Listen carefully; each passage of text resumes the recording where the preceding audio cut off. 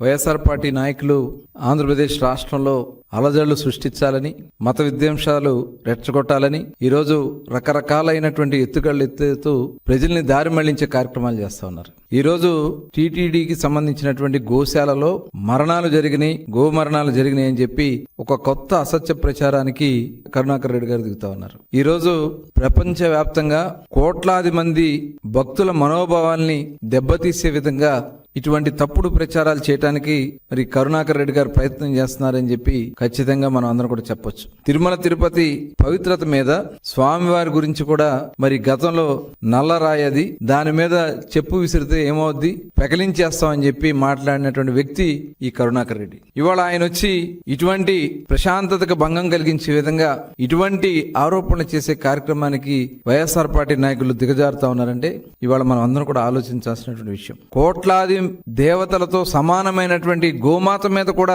ఇలాంటి తప్పుడు ప్రచారాలు చేయడానికి ఇవాళ వైఎస్ఆర్ పార్టీ నాయకులు దిగజారుతా ఉన్నారంటే మనం అందరం కూడా ఆలోచించాల్సినటువంటి విషయం.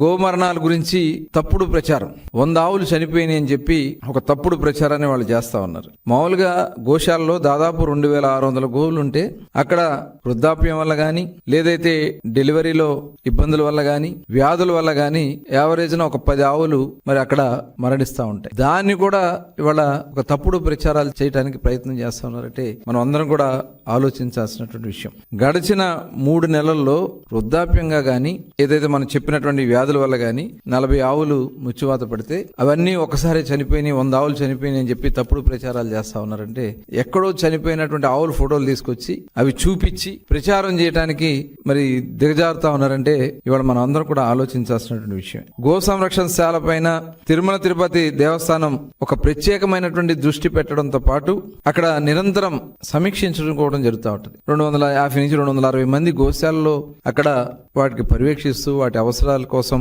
సంరక్షణ కోసం అక్కడే ఉంటూ వాటికి గోశాల సేవలు చేస్తూ ఉంటే దాని మీద కూడా తప్పుడు ప్రచారం చేస్తూ జియో ట్యాగింగ్ జరగట్లేదని చెప్తున్నారు. ప్రతి ఆవుకి జియో ట్యాగింగ్ చేసి ఆ సంరక్షణ రికార్డులన్నీ కూడా ఎప్పటికప్పుడు అక్కడ పర్యవేక్షిస్తూనే ఉంటారు. అలాంటిది జియో ట్యాగింగ్ జరగట్లేదు.